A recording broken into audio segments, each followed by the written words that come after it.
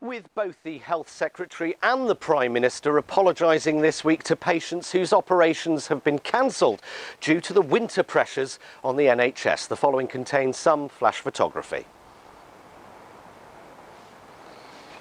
What I hate the most is that they look surprised, as if they didn't see this coming. You know, winter. Happens every year, doesn't it? Winter. Oh, forgive me if I don't take your apology seriously. Oh, sorry.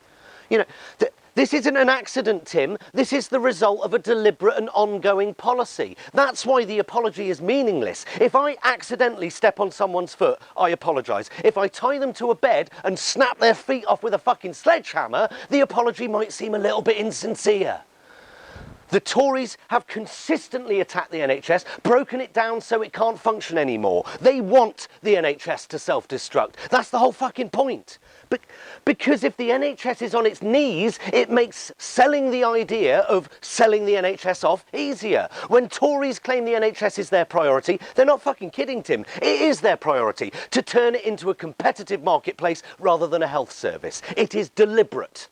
They hide their cuts by ignoring inflation, so much so that even the UK Statistics Authority had to tell them to stop claiming they've increased NHS expenditure because they haven't.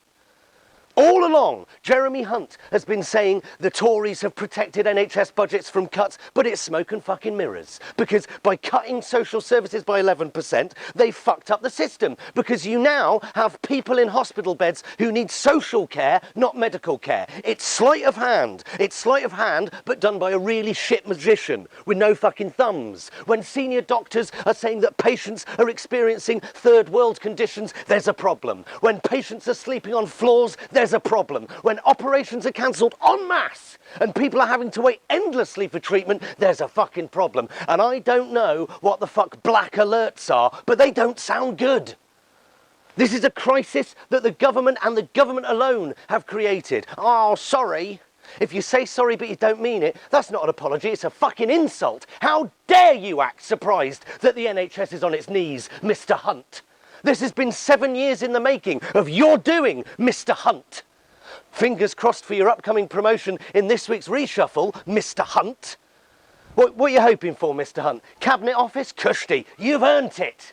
Good luck, Secretary of State for Health, Mr. Jeremy Cunt. I'm always calm. I'm always calm. Yeah. Well, all eyes in Westminster are on this week's much-anticipated cabinet reshuffle. The question is, can Theresa May be seen to reward the Health Secretary by promoting him whilst this crisis in hospitals is on all the front pages?